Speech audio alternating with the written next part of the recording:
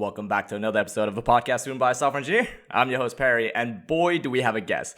We got Jeroen on the show. Jeroen, how are you? I am good. How are you? Yeah, I'm doing very good. Thank you. It's usually these kind of moments where when I get to talk to at least a founder from a product that is not only available in your country, but it's also like an international-ish product at the end of the day. So not only I want to dive into that, I want to dive into how you got to where you are today. I want to dive into what was the hardship of getting to where you are today, and also all the accomplishments and all the satisfying moments. But before I get too deep into that, though, for the people and a bit of context, what's your name, where are you from, and what you've been up to lately? So I'm Jeroen Corthout. I'm a co-founder and CEO of Salesflare, and I'm based in Antwerp, in Belgium. And lately we've been launching a lot of cool stuff at Salesflare. We just keep improving stuff. It's a lot of cool new product stuff, but also content, and just very exciting to keep building things.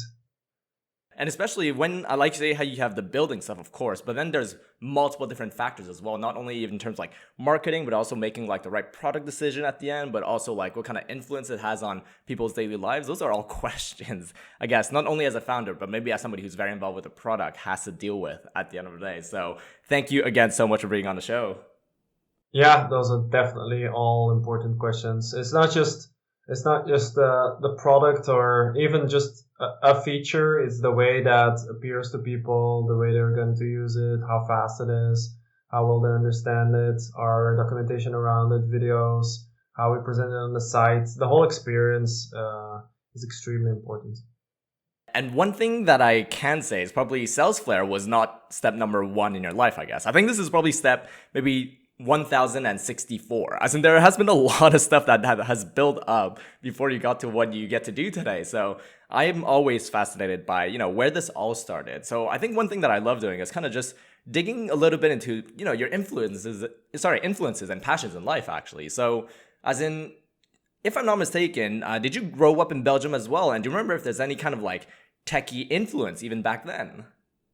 Most of my life was spent in Belgium. Actually, I was born in the US. I was born in New York State, in Westchester County, if you're interested. But we moved back pretty early on. My dad was in research and development at Philips, and he had a job in the US for, I think, 3-4 years or something. Then we moved back to Belgium around the same place where we lived, pretty close to the headquarters of the company where I was working. It's Philips, which you might know, which is headquartered in Eindhoven, which is in the Netherlands. And we would live a bit across the border, like half an hour drive, in Belgium. But then at some point he got restationed in Aachen, which is in Germany. And then we lived also in Belgium, just across the border, also about a half an hour drive. From Aachen in the French-speaking part of Belgium, because I'm actually from the Dutch-speaking part. I did my kindergarten and primary school, well, the first year at least, I did in French. Then we moved back, because my dad moved back to Eindhoven again, and was back to Dutch. We lived in a town, let's say in the province of Antwerp, where I live now. I spent most of my life there, then moved around a little. I studied in a place close to Brussels called Leuven. I studied in Milan in Italy also for a bit, and then went to live in Brussels actually, and now live in Antwerp. Now, along the way, I think the biggest tech influence for me was probably my dad, at least from very early on.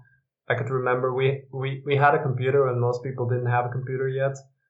It would be this thing which was basically almost like a television screen attached to something that looked a bit like which it was actually a thing with music tapes, because the computer would start based on that tape. So on the tape would be a sort of, I think in sound, I don't really know how it works. There was a startup sequence, and then the thing would start, and then you had a very early sort of non-graphical, all command line it was way pre Windows 95, of course. I think the first time I played with a computer must have been well, there's pictures of me probably in 87 already, playing with computers. I found back some high scores from back in the day where I played Asteroids and had this immense scores which I could never beat again. I always liked building stuff. It was not necessarily technical. Could be anything. I like just drawing. I did some drawing classes. I like just creating anything. In Dutch we would say knutselen. I have no idea how you translate it well into English. I would build camps in the woods. I would think about making catapults and all that. This kind of stuff could keep me up at night during vacations even. But then where I think the first time this turned a little entrepreneurial was when I discovered the joy of building websites. It all started with these sort of GeoCities types websites. I don't know how old you are. It was like imagine Squarespace or Wix now, but then very, very, very, very basic. Basically, you have a thing in which you can build a site, and it was super simple, and the sites were extremely simple. Like you put some text here, an image was already a little crazy. You could have this little ticker over your screen, perhaps a counter at the bottom, which counted how many people went to your site. It was this era, and me and my friends, we would all have this little GeoCities site, and then we would have our email addresses, which were usually with very weird nicknames. And then we started like little email newsletters, and I don't know what. It was this very early era where, like you would first download MP3s, and that was crazy, and it would take you an hour or something. Those days, but then that very quickly evolved actually, and where I started building real websites was when Flash became really popular.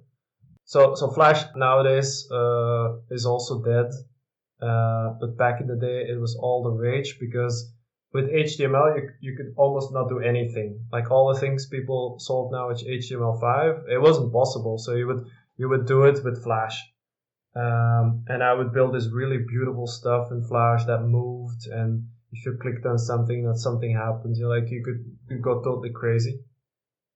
So I built a few websites, first for myself, I built one for my mom as an architect, and for some other people, and that started feeling like, wow, I'm creating stuff here, I'm getting money for it, and one day this could be my job. That's really how I felt, like I will have a web agency.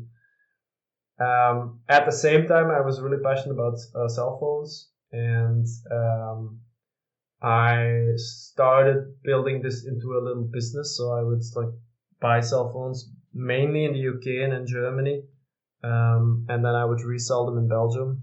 Basically, find some at the cheaper price, sell them at the higher price. Sometimes swap out the covers. That was still a thing back then, where every phone had a cover, and if it were a little broken or something, you could just put a new cover. That nowadays is a bit harder. Actually, towards going to university, I thought that I was going to become a software engineer, like you. I went to the open day. I went looking at all the different exhibitions they had. And then I thought, man, these software engineers are nerdy. And what they're displaying is so out of the world that I figured, no, I'm not going to become a software engineer. It's not my thing. So I did become an engineer, but I went through first electronical engineering and business management, which admittedly is as nerdy, I guess. But then from there, specialized in biomedical engineering, still very much on the electronical side. So my thesis was about biomedical signal processing. I was detecting sleep apnea from the heart signal. Then when I went applying for jobs, I sort of knew that I wanted to start my own company, but I didn't feel like I had enough experience. And I was going to get a job, but I didn't want to get a job that was that was me in a back room building something, not talking to customers. I absolutely didn't want to do that. I wanted to work with people, solve their problems. And all of the jobs I got offered were more like the back room type sort of job. So I was really frustrated after a lot of these interviews, and I said, okay, well, if that's the way it works, I cannot get a job with customers. I will do business school. I applied for business school one night, got in, and I did that for a year, which then made that I completely switched focus or career or whatever. I became a marketer. So I actually started in a pharma company as a marketer with the idea that this would give me all the necessary background to become an entrepreneur, because I would put a product in the market. I thought I thought I would have the responsibility over that. That was completely wrong. I almost had no say in how that would happen at all, because I was just like a marketer in a local office who just followed whatever the regional office had decided. Just make a brochure and teach the salespeople how to use it, and maybe spin up a little site or something. So I got incredibly disappointed by that. And while again looking for stuff I could start, I figured I was good in websites. Nobody in the farm marketing was. I was helping everyone. I figured I kind of understood pharma marketing after a few months. I thought, at least. So I figured, why don't I do that? I do digital marketing for the pharma industry. Then coincidentally, I had dinner with a guy who had a company that did that, and I joined his company. And that's where I learned most of my skills as an entrepreneur, you would say, early skills, was being an account manager at a consultancy. That was a really great experience, because I would find customers, I would find out what their issues were, I would come up with proposals, budgets, project plans, make sure that those happened. The whole thing, often until getting them to pay and all that. So it taught me a lot of the necessary skills to then start my own company afterwards. And I then tried a few. I can still go into that, but there was like, I tried starting an online medical research reader for doctors, which failed because I thought I was going to do it with ads, but ads are a terrible business model to start off with unless you have a ton of money, and you need volume. Then I started a website. I thought I could spin up a website and have ads on that, still on the ads thing. For the World Cup in Brazil, how you could make a trip around that. Actually, I did make some pretty okay money with it, because I was referring people to flight sites, and then I got like a percentage on that. It was, I think, 8% on a flight every time someone booked, so that was a good amount of money. But the thing was, as soon as the World Cup was over, the website died. So it was a terrible idea. I then co-founded a company that was in a company that helped nurses follow up pacemakers of patients. We made a dashboard on top of a lot of data. I went out of that company. It was a company we started at a startup weekend, and it let's say you're a bunch of guys who go to a startup weekend. You win the startup weekend. Then there's somebody of the government there that says, well, if you pitch there, you might get some money. You do that, you get the money, and then you're like with a bunch of guys, you have money, and you're like, what are we gonna do now? Everybody has jobs. Nobody's really committed. And at some point when I was looking at all the stuff I was doing, I just scrapped that project. I said, well, that's you guys go on without me. By now, the company has raised many millions, but I'm not involved anymore. Unfortunately, from the financial standpoint. But what actually happened is that a guy that I met when I was working on that first startup company I mentioned, the medical research thing, he calls me and he says, well, I'm going to Vegas to a conference with my software company. and we still need a sales guy. Do you want to join? And we did that, and we had a really good amount of leads at the conference, and we got really excited about that. But then we had to close these deals still, of course, and that's sort of also then where Salesflare began, because trying to close these leads wasn't easy. There was a whole lot of follow-up needed, and we had a bit over 100 interested leads. And we didn't actually find any software that properly helped us. I had a lot of experience using Salesforce, which is the major CRM in the market. They control about 20% today of the market. It's what we use with pharma companies when I was a consultant. It's what we used internally. But it's not really a practical tool for sales follow-up. It's really great for enterprises if you want to build whatever system you want, but it's not really great as an end user. So we looked at lots of other systems, found some that were really built for sales follow-up, but none of them actually kept working for us in the sense that we always stopped using them. And then we figured why, and it was actually because we just needed to do so much data input, and the expectations that were imposed by the software were so high that we would always stop at some point. And that meant then also that it's not just stopping to use the CRM system, it's your whole sales follow-up system that falls apart. So leads start slipping through the cracks. You start saying stuff to people that were already discussed somewhere, and you start disappointing people. So we were really looking for a good solution. We didn't find any, and then we figured, actually, what if there would be a system that would just fill out itself? Because most of the information we were putting in the CRM was already digital somewhere. We figured we could pull it together somehow. So we could get the stuff out of your emails, out of your calendar, out of your phone, out of company databases, tracking, you name it, email signatures, and just combine all that automatically, show the information, and have some sort of automated tracking system. And that was when Salesforce started, and that's now I think the idea 7.5 years ago, almost to the day.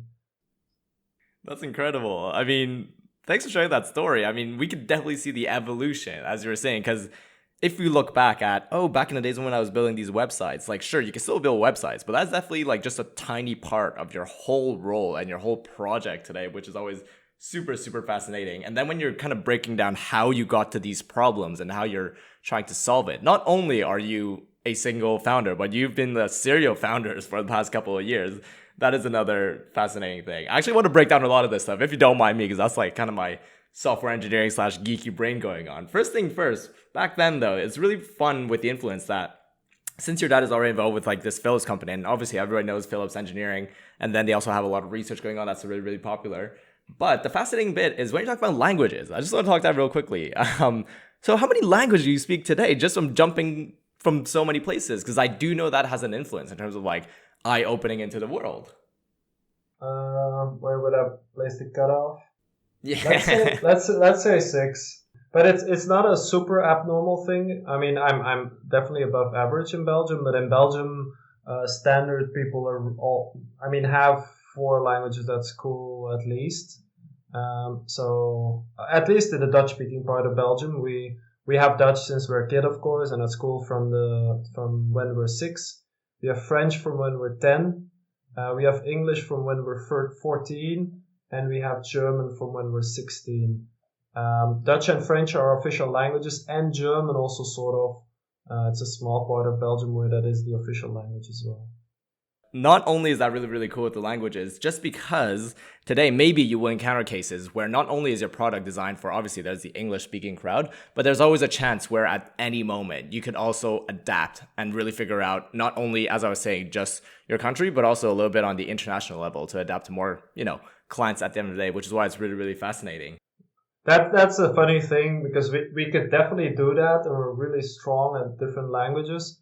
But so far, Salesflare is in English, and we're really popular in all English-speaking countries. Like the US is our main market, and then the UK is the second one, and we're big in Australia and India and Malaysia and all those kind of places. We haven't actually gotten to translation yet.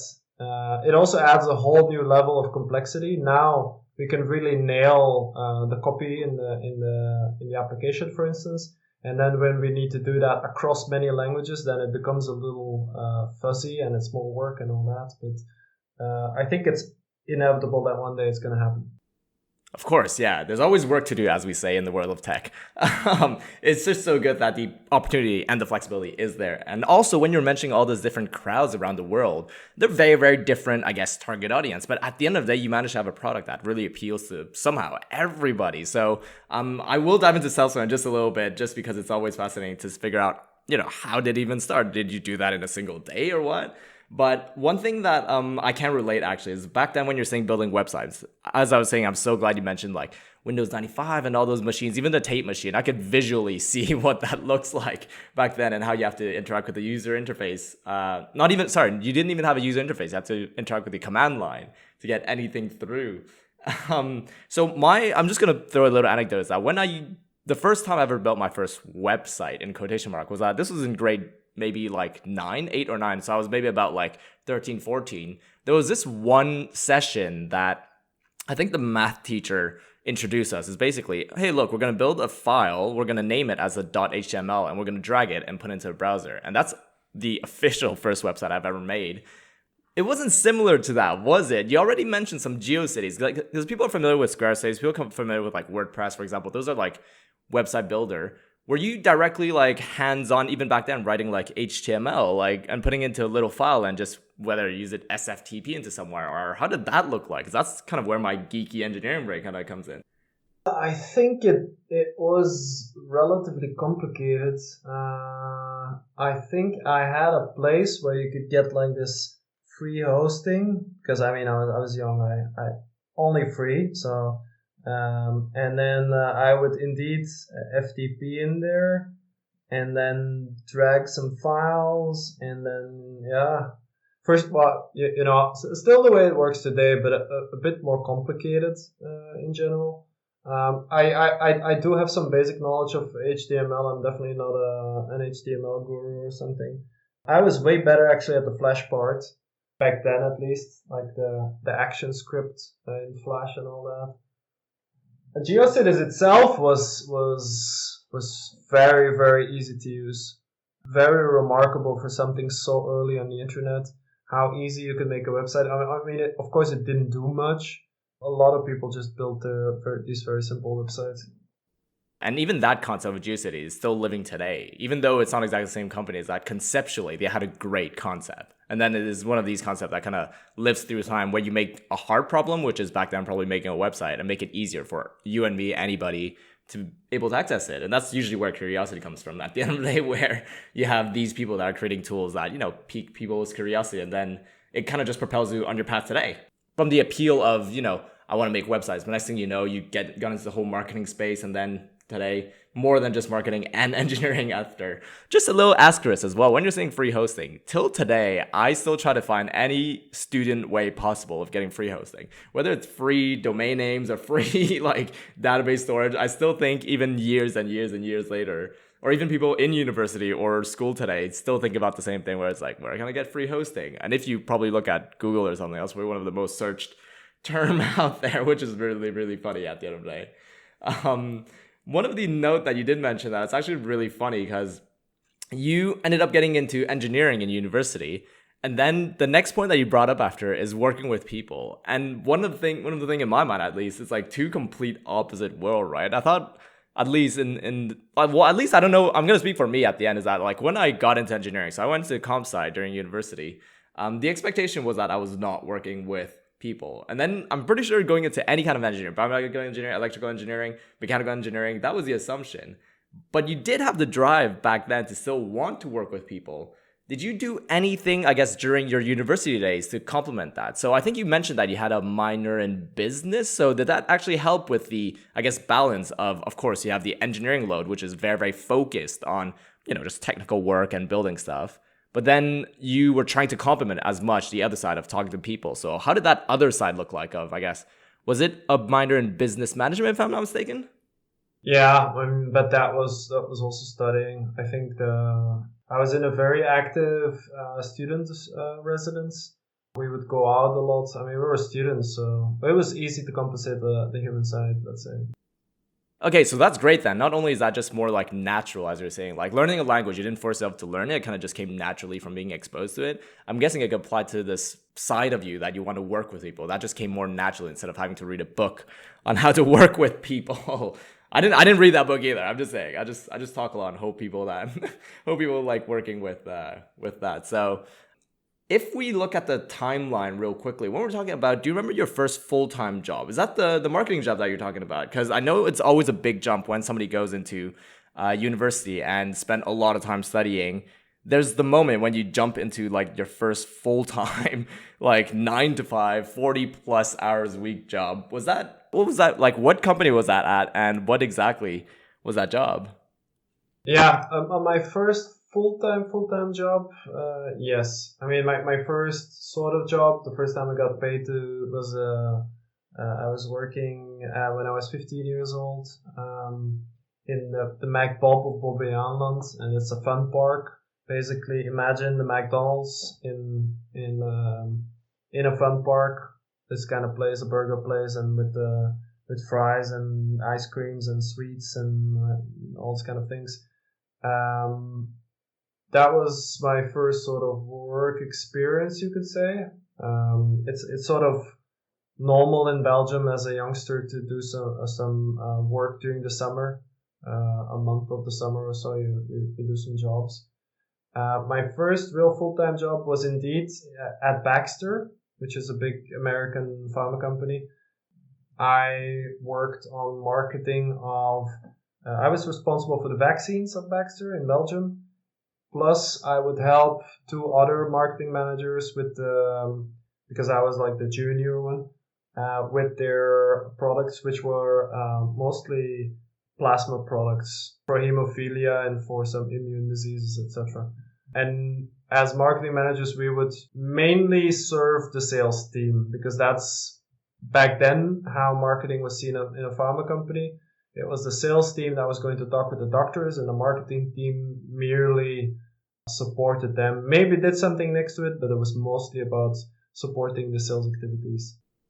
I mean, even till today, marketing and sales is very, very, the synergy is very, very prominent. So I think like the method to the madness is there. I think something works, which is why over the years, a lot of these companies still manage to do that. So at least you got that under your belt because it's really interesting for somebody that has an engineering background that really got the opportunity as well to work in a completely different department. I can't even speak for myself that I've fortunately and unfortunately gone into the software engineering world that I've been stuck in it forever. So imagining me jumping into the whole marketing world or even the sales world, that'd be a fascinating thing. So that's why I'm so glad we got your perspective on how that happened and what built up to today. So that's always great to hear about your first full-time job because that's obviously very impactful to everybody. Let's talk about your first full-time founding project because I'm so glad that you mentioned that you did so many of them. And then when you're talking about, if I was thinking there was the medical research paper one, aggregator, I don't even know if it's the right word to say it. Like, how do you start a project? Or did you have to give up your full-time job to do that? Or those are usually the questions that you would see when somebody's like, all right, I'm founding a project. Or they don't even say it. They're like, I'm spending my full-time working on a project. What is probably a two-part question is, what drove you to do it? And did you end up spending, I guess, full-time on the first founding project that you worked on? Yeah. What drove me to do it is that I always wanted to start my own company. I just wanted to take on something myself, be accountable, really be responsible for growing something. When I was working in a corporate, I totally felt disconnected. When I was working at a consultancy, it was sort of okay for a while. But also, you do a project for a client. You might feel like you need to do it a certain way, but at some point the client is like, well, good enough. We only paid for that. And you also move on from client to client and all this kind of stuff. So you never really feel like you're really taking on something. And that's what I really wanted to do. And I was frustrated for quite a long while. Like I want to do something, but then you start overthinking, like, oh, let's do this. And I'm like, no, that's not the perfect idea. And then let's do that. No, that's not the perfect idea. And then one day I found this thing called the Founder Institute. And they said, this is an accelerator. You come in with your idea and you exit with a company. And you can only graduate if you have started a company, and we will guide you through all the steps. You will be mentored by many entrepreneurs and stuff. And that was a super interesting value proposition for me, because it was like, I was trying to start one and they said, well, I think it was 15 weeks or something, 15 weeks, and you will have started one or you don't graduate. So I was like, let's go. Nice. At first, actually, I got in with so the idea at that point for me was not too important, which is sort of wrong, because in the end, when you start a company, you need to be passionate about it. It needs to be something that you solve for people you can identify with, want to spend time with. This is very important, and it also needs to be like this kind of fundamental problem that you're really annoyed with, so you can spend a lot of time fixing it. And the more time you can spend fixing it, the better an idea it probably is. Back then I didn't think about it that way, so I was just like trying to find something. And first there was this I wanted to start a company that would automate the administration when you move places, because I was quite frustrated with that. I pitched that to the founder of the Founder Institute on some sort of Skype call or so, and he gave me a really low score for that idea. He said, well, it's really shit. You're going to do it in Belgium. It's a really small market. I give this a 1 on 5, he said. And then I was kind of relieved, actually, that he said that, because I really hate moving administration. And basically the company I was going to start was going to do that for other people, you could say. So not really the nicest thing to do then as a job. And then I started looking for stuff I could solve. And one thing I figured was that doctors, they want to follow research, but it's super hard because they're not researchers. It's a huge audience of non-research people that want to follow research. That's not how the whole thing is set up, like with all the journals, etc. Because the journals are hyper specific. You can subscribe to one, but then you don't see what's in the other journals and all that. So you actually want some sort of way with which you can, across journals, find out for topics you want to subscribe to, what's hot, like what is relevant to read. And that's something I started building then. Now the issue there was that I thought I was going to get doctors to not pay for it. It would be free. And I would get ads in it from the pharma companies. But then you're sort of in a catch-22, because first you need to get the doctors on there.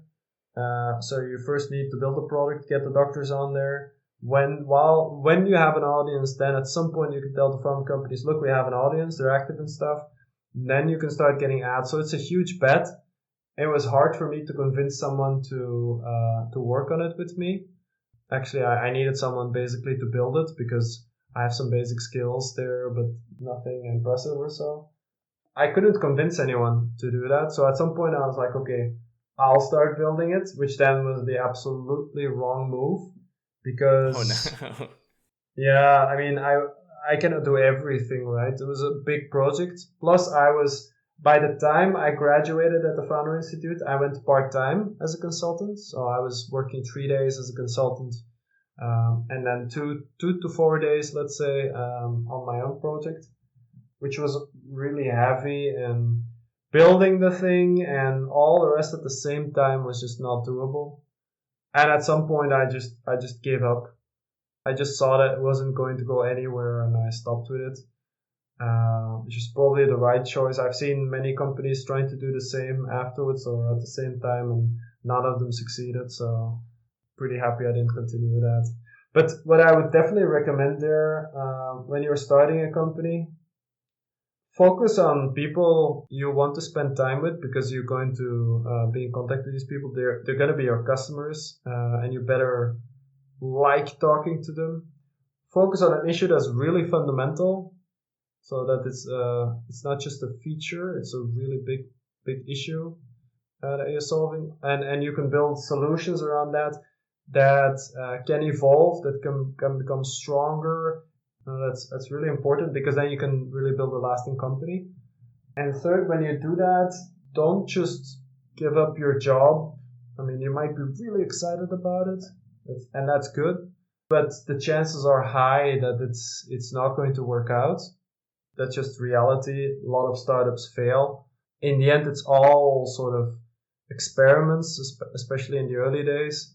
I mean, you don't hope that it fails, but chances are high. You can kind of expect it. I mean, you need to see it as a serious possibility. So if you give up your job, invest a ton of money in the development and all that, those are bad ideas. Don't do that. Try to minimize your risk to a certain extent. So I was lucky there that the company where I worked as a consultant allowed to go part-time, which is then super handy, and I was able to do all that with very low investments. So I didn't lose much when it didn't work out. As an additional tip, as we're on this, your job is to know whether it's going to work as quick as possible with the smallest investment possible. Like try to, as they say, cliche-wise, fail fast, validate quickly. I would say that's really what it's all about. This is all amazing stuff. Normally, I ask the guests at the end of the show what kind of advice you have for everybody getting into it, but you absolutely laid it down right here, which I think it's so valuable. This is all gold. This is all platinum that people could use with. And one thing I can mention is that it's even more admirable to be even able to tell that even back then, not everything is a success. Like, we keep on seeing the rosy side of everything, of where you are today and everything, but there has been a lot of failures, even for myself back then, of what have I not accomplished on my way to, being a software engineer today. So very, very admirable in terms of you're able to recognize at that moment that, hey, this ain't gonna work out, but there's another opportunity out there. And which is why when you made the jump from being a full-time person into like an entrepreneur and somebody with the drive of founder to be responsible directly for a product, that is what, I guess the reason why I talk to people like you. That's something that I like hearing people talk about and share. And also, even people listening to that today, a lot of them are in that position. A lot of them are considering to be in that position, to go from full-time and be like, what's stopping me from making that jump to something? So yeah, honestly, thank you for sharing those story. One thing I'm super fascinated about is this Founder Institute. I'm gonna compare it to Y Combinator. You might correct me if it's the same thing or not, but the idea is kind of the same when you're kind of pitching an idea. And I kind of also like when you were mentioning how the idea doesn't have to be, I guess, like super important, just because a lot of products nowadays, or a lot of big companies that I guess recently went public, didn't start as that idea. They had pivot moments. I think Coinbase actually wasn't even this product back when they started. So there's a lot of good examples where you were saying, okay, it's not fair to say that ideas are not important, but it just happens that when you're in this world of entrepreneur, it's a little bit more bumpy and there's a lot of stuff that can happen. One thing I just want to clarify real quickly is that if anybody wants to get into these like Founder Institute, or getting this learning, or getting this something to teach you how to be a founder and entrepreneur and everything, was there a cost to it? Like an actual, like, did you have to pay to get into a Founder Institute? Just similarly, just like in Y Combinator, or? It's different from the Y Combinator. The model is definitely not the same. I'm looking at their site right now because it's been a long time ago, so I have no idea whether it's still the same. I think at the time there was a test for which I paid a little money. Then there was an admissions fee. This was a few €100 or something. And there was some other agreement around it. I don't remember exactly. But it's not really like at Techstars or so. I do know about Techstars actually. I think I spoke to another guest who actually went through that one, which is even funny. But yeah, I said Y Combinator. I think the idea is very, very similar at the end where you come with an idea and they kind of, I guess, force/push you. Because you were saying by the time you come out of it, you have a company, you have something concrete that you could work with, which is why I think it's really cool. But why Combinator and Techstars are different? You don't just have an idea when you go in those. You already sort of have a company. Founder Institute is really early stuff. It's not so much a seal of approval or so. While these other two, they're like prestigious things, and if you go in there, then it's sort of a sign that your startup is worth something. You're usually already much, much further along. And what they mainly focus on is getting to product market fit. So that means making sure that your product is ready for scaling. That's more the moment where you need to see those accelerators. It's really about accelerating stuff. While the Founder Institute is more of an idea stage kind of thing that then forms it into a company, but it doesn't work on that step after that. And then there's even things like 500 startups or so. They're even further along. And when you want to get in 500 startups, you need to have accomplished a lot of stuff already. They're more about the scaling part, really. Thanks for clarifying the difference. And I think that's really appealing for people at different stages of their life, I guess. When you're at the stage where it's like, I want to have this entrepreneur, even though you have demonstrated, moments that you like that kind of space, having this a bit of push and help from the Founder Institute, that's always super good to hear. One thing that people talk about a lot in this, I guess, entrepreneur and founder space is founding versus co-founding. I think something that, like when people say co-founder, like it's quite obvious that you are multiple people founding a project, but there's distinction between, I guess, 2 co-founders, 3 co-founders, like 4 co-founders kind of thing. I guess from your experience, what's your take on it? The more the merrier, the less the better? Because I mean, you're definitely one of the people that have good examples already. We're 2, and I think that's, well, for us, it's sort of good. I think 3 already makes it more complex, and if you go beyond that, it's just crazy. I think 1 is really hard. Some people succeed doing it alone, and they find good people to work with them, but don't share the weight of the crown, or whatever you want to call it. You bear the ultimate responsibility. It's always a little more comfortable if you can do that together with someone else. But of course, if you make the crowd too big, then a lot of people have a say unless you really clearly indicate who has the final say. It tends to make things relatively complicated. I would definitely not go beyond 3. And I think if you would actually check the stats, that will probably confirm it, but I don't have them at hand here. Like in terms of success rate of a 1, 2, 3, 4 founder company. I love that because that's definitely something that I look into, and once in a while that does show up. That, as you were saying, I think 2, 3 is definitely the sweet spot, and that's definitely a topic that a lot of people that works in startup. Fortunately, I've worked in startup basically my whole life, and you definitely have a lot of exposure to it. We talk about this stuff very, very often, and that's something that I could easily lose days on. But yeah, thanks for sharing your opinion on that in terms of you're currently co-founding with another person, and one of the things that we can note is that you don't pick anybody. It's just that because when you have 2 people co-founding a project, for example, it's because you complement each other in terms of different skills. From what I could tell is that, like, ideally you won't have 2 people, like 2 engineers, for example, 2 software engineers co-founding a project. It can happen, but your roles at some point will have to differ. There has to be some kind of complementary aspects to it. Somebody might be more outreaching on the ops and product and marketing. Other people will be more on sales kind of thing, which is why I think it's really interesting with all the characteristics. You definitely sound like you... Well, I'm going to ask basically the story of Salesflare now. This is what we're going to get into, the whole project of Salesflare, because that definitely, there was a moment, you already gave us a little bit of sneak peek of how it got created, but I obviously want to geek out a little bit more in terms of how long did it take to build? When did you go live? Was it a soft launch? Was it a hard launch and all that kind of stuff? The first question is, what is Salesflare? Let's start with that. So Salesflare is a CRM, so a customer relationship management system. So a system to manage customer relationships, which for most of our customers means following up their leads and customers doing that in a very well organized way, tracking all the information like about the customers, but also the whole set of interactions, because in the end that's what defines the relationships.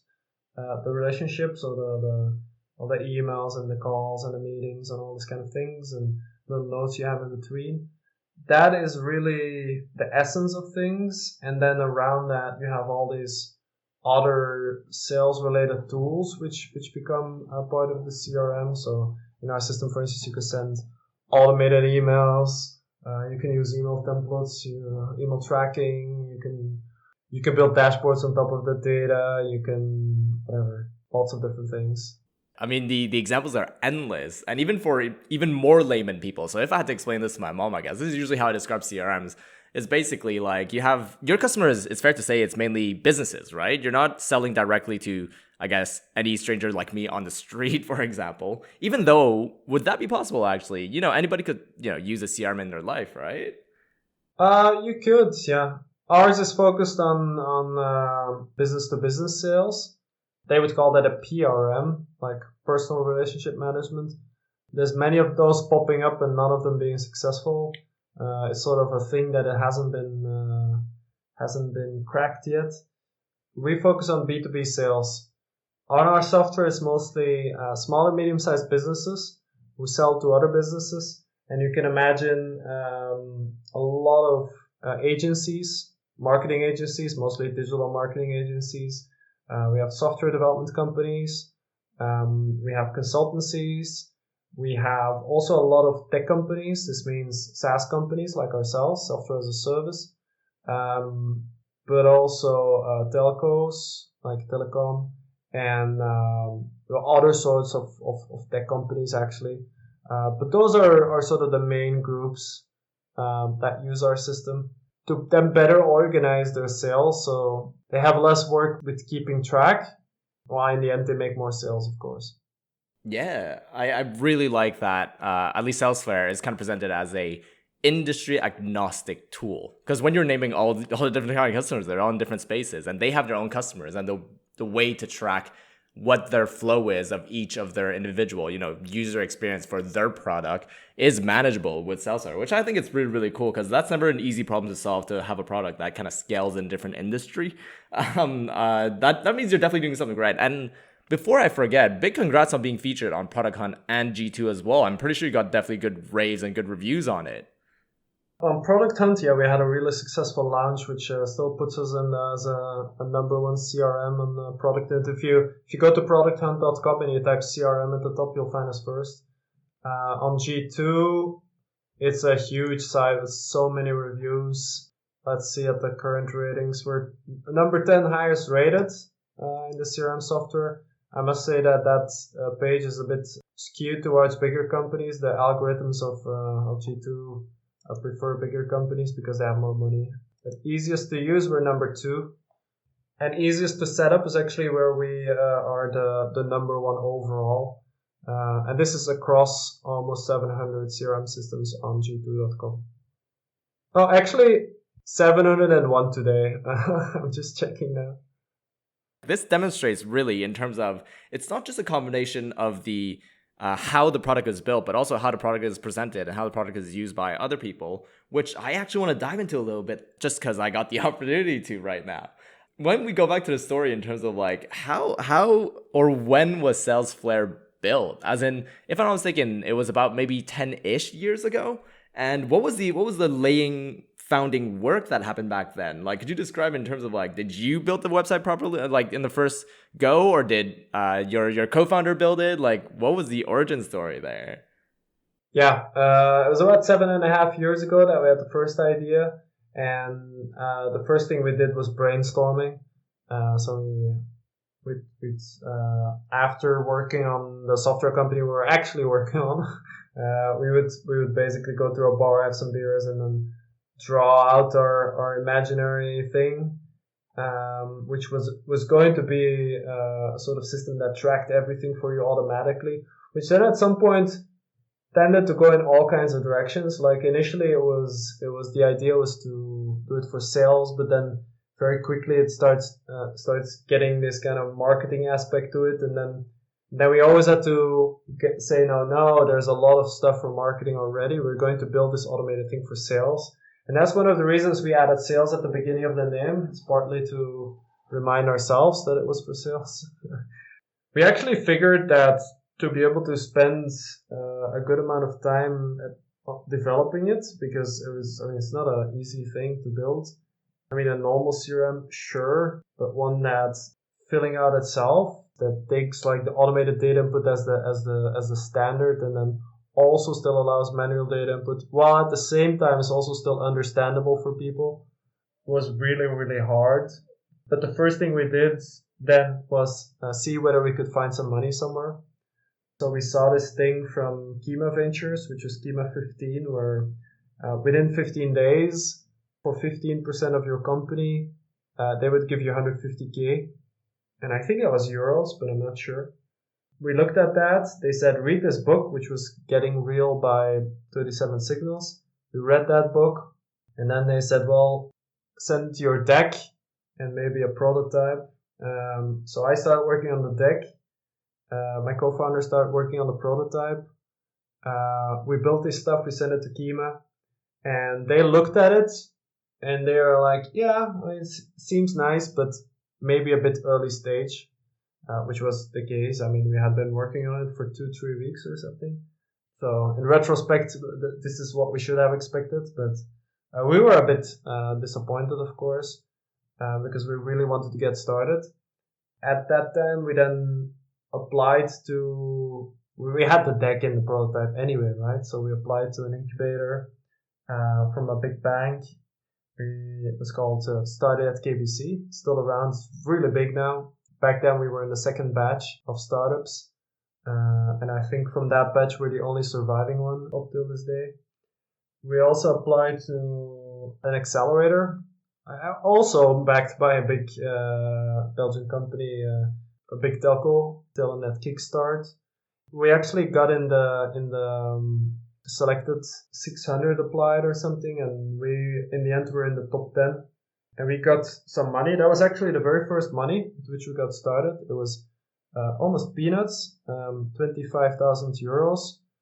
But it somehow convinced us that we could really get started.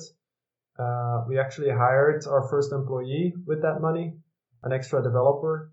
And we started, and that was in September of that year, 2014, while the initial idea was like in April, May, around there. In between the one and the other, we mainly went around, presented it to a lot of people who always had a lot of skeptical questions. We didn't really do customer research at first, which was not smart. But at some point when we entered that accelerator, they said, well, it would be good if you do customer interviews. And then we started doing that. And if I would do everything all over again, that's actually what I would really start with. Like, you have some idea, you think this is wrong in the world, this doesn't work the way it should, but then you start looking at the world of others also, whether they have the same thing, what their context is, what they're already trying to use to solve it, why that is working or not working, all this kind of things is the first thing you want to figure out, because all the work starts from there. And the better you understand all this, the better of a job you can do in the end at creating a solution, or decide that it's not worth it to pursue at all, of course. That could also be. Yeah, I mean, I'm just all ears at this point, but I love when you're seeing all these ups and downs at some point where you're pitching these ideas, and that happened in a very short span of time. We're talking about months, like months nowadays, today at least, like they fly by, but when you look back at that scope of that couple of months, I was like, oh my goodness, I'm speaking for you, I guess. Like, I ended up pitching to this many people or we ended up pitching, you and your co-founder, to so many people in just a short span of time. And then things slowly started working out in terms of good advices are flying left and right. If you want to go do customer research, it was a good, I guess, shout from the people that you got positive influence from at the end. So that's always really, really cool. And even the concretization of being given a little bit of liquid money to work with and even hiring your first employee, those are all very, very memorable for the journey of Salesflare up until today, I guess. Do you remember if it was did you end up having like a full hard launch? Was there like, because that moment it must be euphoric when that happened. How much later after, I guess, September 2014 when you actually had a product going and then you had, your first customer signing up and everything? No, it took us actually a year after September 2014 to sign up our first customer. Like I said, it was all way more complicated than we thought. Like initially we were just like, oh, we'll spin something up and it's going to work and it's so simple. But actually to combine these things to create something, first of all, that was really automated. Secondly, that was competitive as a CRM, and a CRM does a lot of stuff. Your minimum viable product, your MVP, already starts looking really big. And then third, if you also want to make that, get it to a level that people can actually use it and enjoy using it, that's really hard. So I think we started developing in September. We had a first thing that did something in December, but nobody understood why it did that. Like in your inbox, you could manage groups of contacts. We didn't have like the company thing fully yet. Groups of contacts, and then it centralized the email conversations you had with these people next to a related email. A bit like there was XOPNI back in the day, a bit like that, but then on grouped contact levels. That was really weird. Nobody understood why we built that, but it was obviously towards the vision we had. I think the first version that actually was good for sales follow-up, that one person that was not me also used passionately, was probably in April or May or so of 2015. That was a guy at a student organization called ISEC. He used it for free. Everybody used it for free at that point, because otherwise we had no one who wanted to use it. And he really started organizing all the sales with it, and it was going really well. So that was a first sort of light at the end of the tunnel, like we're getting somewhere. We got then more and more people to sort of try it, and some got temporarily excited but then missed some features, etc. The first time that somebody wanted to pay then was, like I said, in September, October 2015. And that was a Dutch company that was extremely frustrated with the status quo, which was good for us, because then they were okay with working with something that was relatively unfinished. So they were on Microsoft Dynamics, which is a big Salesforce competitor. And their sales team was absolutely not using it because it was too much work and too complicated. And that's what they loved about our system, is that it would basically do the work for them, and everybody would have good visibility in the sales follow-up and all that. So they were the first team signing up with 6 users, I think, at the time. We only had annual billing, and it was only on invoice. You cannot use your credit card or something. That was our first success. And then, the one client after the others started signing up. I think by the end of 2016, we must have had 20 or so. And that is when we actually launched, I think in November or so, we launched our fully online version, where you could start your own trial on the site, but also you could pay by credit card. Up until then, I've actually guided every single person through the whole process, really from finding them perhaps, or them finding us, to me giving them a demo, to me setting them up with the software, because we had to connect to a mailbox that was complicated at the time, to then getting some data in there, setting up some fields, the whole thing. I would always be there throughout the whole process. That was relatively heavy and work intensive, but it was an extremely important first experience for us, because that made that we could see the whole process together with the client every time, with all the questions, all the the not so nice moments where we were a bit embarrassed. But that really helped us to shape the whole experience the way it is today. While I think if we would just have shown, send people to a link, here, do it, and then watch some screen videos, we would definitely not know as much as we know today about how to optimize everything. This is great because it kind of ties in a little bit back then when you're mentioning a bit of account managing skills, just being sure to follow through and making sure that from their point of view, everything looks good. That's really, really important and extremely impactful because that definitely, like, if you have a snowball moment, that benefits it. And then I guess the grit and hard work, like, I'm really just admired and impressed by all the effort being put into it. And then you could very much, like, remember every single date. When this happened, when that happened, first client signing up, which team it was, how many people. Those are all just great moments that you get to hear from founders, you get to hear from entrepreneurs just because you've lived through it. I'm not going to say that's the end of it. You're going to have way more moments like that, which I'm going to early congratulate you on. One thing I do love geeking out about is, do you remember the tech? Can you throw some like examples of frameworks or like technologies? Like, did you use JavaScript back then? Did you guys build it with Python or C? Like, what kind of technologies, like when you were building this back in 2014, 2015, do you remember using? We've been on the same technology ever since. Our application is fully JavaScript front to back. So in the front we have Angular, and in the back we have Node, and it runs on MySQL, and that is on Google Cloud.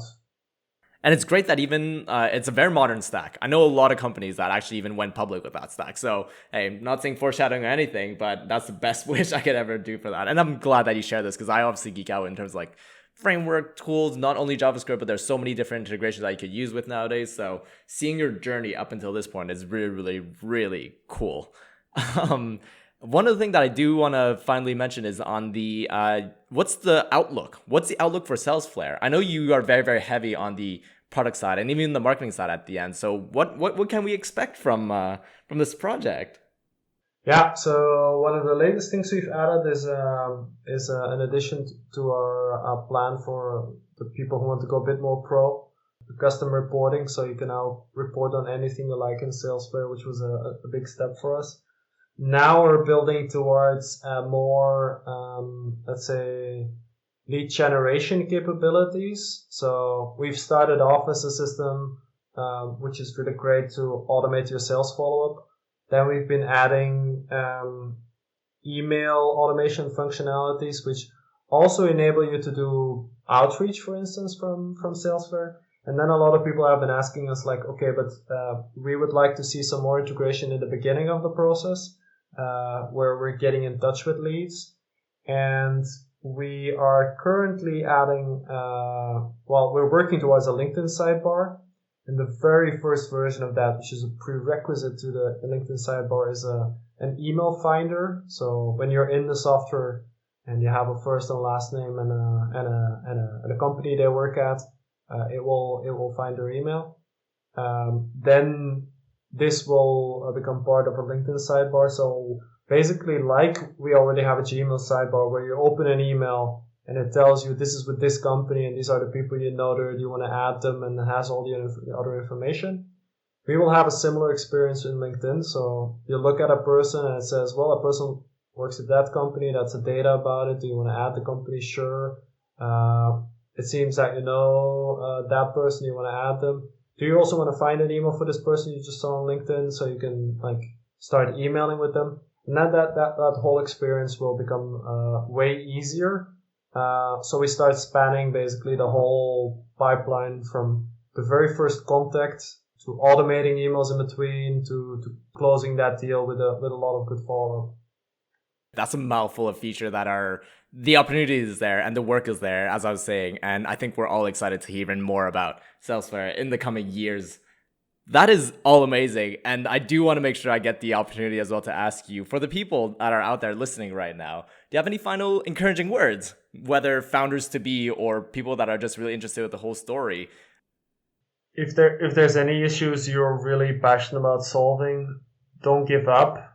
I mean, it's all in not being able to let go, in seeing that there is still something that could be better, and then keep pushing and keep pushing. At some point, you'll have something so amazing that people will really get excited about it, and that's when you know you're at least making a little difference in the world. I'm not saying there's no other ways to make a difference, but it is a really satisfying one in my experience. I personally absolutely loved hearing that. Where can people find you and Salesflare? Do you have any, I guess, links or social media that you want to share? If you want to find out more about Salesflare, you can of course Google Salesflare, but you can go to salesflare.com, and Flare is Flare. You can find all about the software on there. We have a blog with a lot of sales tips and all that. And if you want to get in touch with me, LinkedIn is the best place. There's only one person with my exact name, so if you see my name here somewhere around the episode, just type that into LinkedIn. Send me a connection request with a personal message, please, because otherwise I will have to assume spam. But if you insert a personal message, then I'll certainly connect with you and we can have a chat.